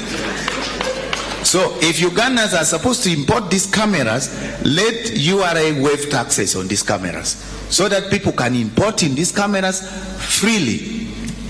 Because these days, Omeme is so expensive. All these suburbs, nobody puts on security lights because they are economizing on their yaka, Your Excellency. So you move in residential areas, it's too dark. I've tried several times. I live in Lira, but I'm very, very informed and I'm very exposed. I've traveled, Your Excellency. I've moved almost every big cities. I've lived there. Recently, I tried my level best to meet Jennifer Musisi. I have a solution to traffic jam in Kampala. But I walked to somebody's office, they said, "Are you engineer?" "No." "Who are you?" That is the character of Kampala. Now, there's a very big gap between the people who are doing the work and the local community. So there's a lot of anger out there, Your Excellency. You have information, who to give? This 99 you call, it's in here in Kampala. Hello, wewe nani? Where are you calling from? Sasa jina yako, ID na... They have so many irrelevant questions. Let me stop here, Your Excellency. Otherwise, I had a lot of... I would suggest, from time to time, let us start, form a forum whereby people who have good ideas keep meeting you in different regions, and those whose ideas have been put to work are rewarded, like how they do in all those big cities. Because there are people out there who have ideas, good solution to all these problems, but they have nobody to talk to. Okay, thank you. Thank you. Now, Brigadier Savit, would you answer the issue of the numbering the borders according to the stage and those ideas he brought? Because the ideas which I have not...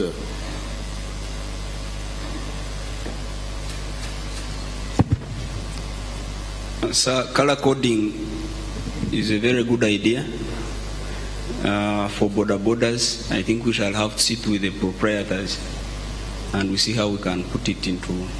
and the other one was what? Stages. I find it needs involving the leaders in town, because we have to engage them in order to come up with a solution that involves them. Because one time they had wanted to minimize the number of stages in the central business district, but there was a conflict between different managers of the borders. So it needs to be discussed with the different people that have those borders. The question was, whom would you give this stage and whom would you deny the opportunity to be on that stage? No, but what he's saying that whoever is operating there, you have different colors. That's okay, sir. Color coding is very good. Yes, sir. Then the issue of 99, we are sorting it, the issue of the irrelevant questions that he was talking about. There is a technical solution to that, whereby when somebody calls, you see the number, so you don't waste time on asking, who are you, what's your name? So you just ask the right questions and you make the questions shorter. So we are discussing with the Uganda Communications Commission, and they told us they have a solution to that, and we are improving the area, plus training the people who man those stations, so that they know how to talk to people and what questions to ask, and the issue of relief, so that somebody works for a certain number of hours, you get another lot, so that all the stations are occupied and working. One of the gaps we found was that you have fewer people, and some of the other stations are not having anybody to attend to them. So that's why sometimes they call and there's that delay of saying there's wait somebody's online. So we are trying to sort that one out. Okay, thank you very much. Thank you. Thank you, Excellency.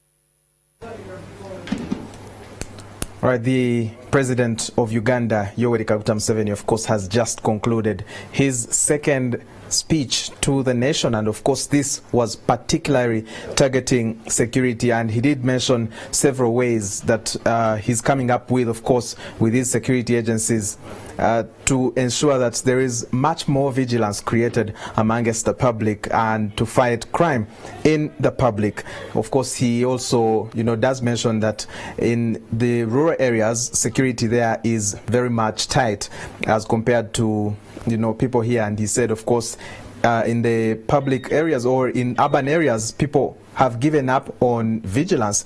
And of course, he did mention that if you can purchase CCTV cameras and install them in your areas of residence or your workplaces, and also he said he's going to call on the reserve forces and the LDUs very soon to curb this rising rate of crime. NTV Weekend Edition is coming up very shortly, so do stay tuned.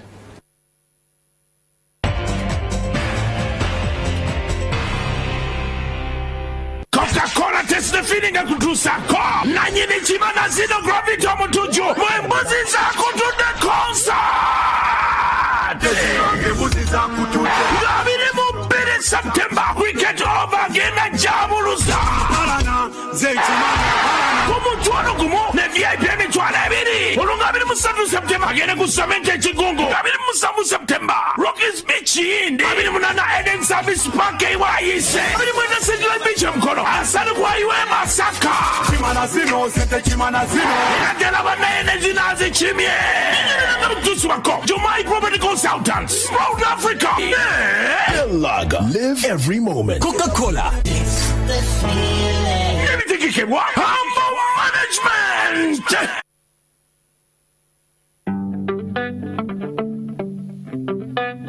This is it, this is your time. Time to live, time to shine. Making every second count. That's what life is all about. Let's make the moment last. Rub life and raise your glass. When it comes to friends and fun, then Belch, you're number one. It's game on again. UEFA's Showpiece occasion brings together the greatest names in European football. It's make-believe. It's football fantasy. Can he finish again? You bet he can. Would you believe it? What a goal! Mo Salah continues his scintillating start to the season. It's the spectacular. It's Gareth Bale. How about that? Glorious! Upgrade to GoTV Max to enjoy exclusive coverage of the UEFA Champions League. Now you can get more football with twice as many live games than last season. They needed the early goal. GoTV. Live it, love it. It's the immediate hit back.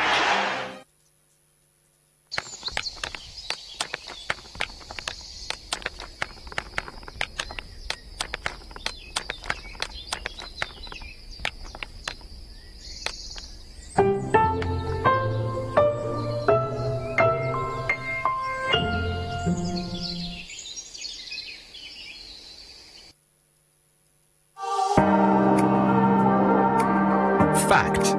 When you step out in style. When you dress to impress. And when you build so that your house speaks to the type of person you are. So when you roof with Roman tile or Versatile from Uganda Bati. And be sure of a stylish roof that will stand the test of time. Choose Versatile, the most prestigious iron sheet with the widest coverage on the market, and Roman tile for the utmost elegance, and get a roof that will not fade or peel. Quality products from Uganda Bati.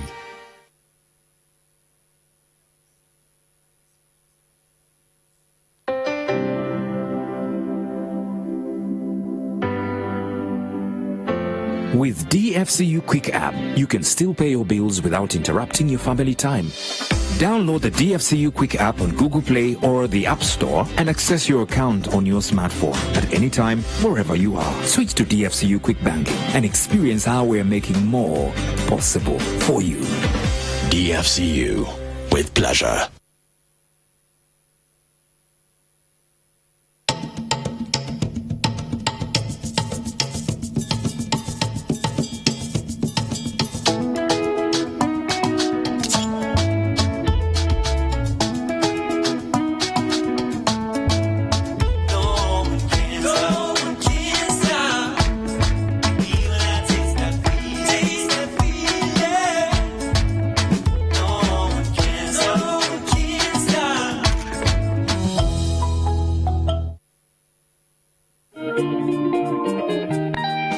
Shop and pay the better way with MTN Momo Pay. Dial *165*3# and enter the merchant code to pay wherever you see the Momo Pay sign. MTN Momo Pay is free to use. Everywhere you go, MTN.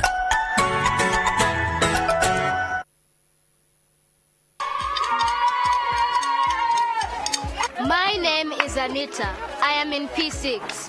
In my area, girls are forced to get married while they are still young. In fact, 2 of my classmates got married off. I wouldn't want to end up like that. I want to stay in school, complete my studies, and become a doctor. And that is why I am concentrating on books before babies. Parents, support your children to stay in school. Marrying off children affects their education and prevents them from realizing their dreams. For more information on counseling, call the toll-free number 0800 200 600. Live your dream. This message is brought to you by the Ministry of Health with support from UNFPA and Korea International Cooperation Agency. Live your dream. Recharge the smart way. Go electronic. No more waiting for change. No more scratch. We are going electronic. Switch to electronic recharge. Use Airtel Money to buy a data bundle and get 50% bonus back instantly. Yes, 50% bonus back when you buy a data bundle